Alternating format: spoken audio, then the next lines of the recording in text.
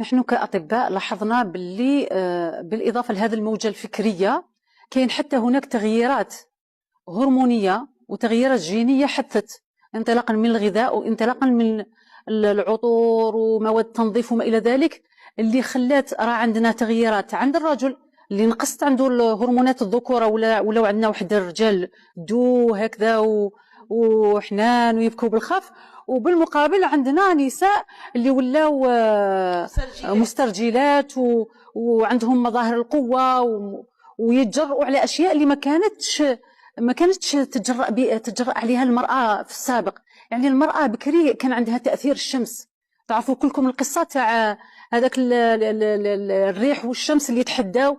تحداو رجل منهم الأقوى وكان لابس معطف. نجد أنه ذلك الريح كانت تشتد من أجل أن تنزع معطف الرجل وهو كان يتمسك به، بينما جاءت الشمس بأشعتها الدافئة وبقات الأشعة أجبرته على أن ينزع ذلك المعطف بكل هدوء وبكل أريحية. يعني دور المرأة يختلف عن دور الرجل، هم حتى في الغذاء والتغييرات الهرمونية والتغييرات الجينية اللي حدثت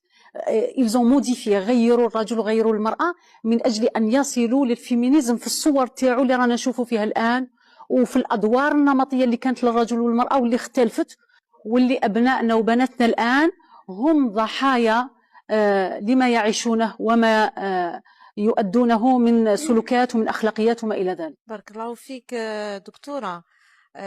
احنا نشوفوا انه في التقريب حبوا يخرجوا المرأة المسلمة من فطرتها، وكذلك الرجل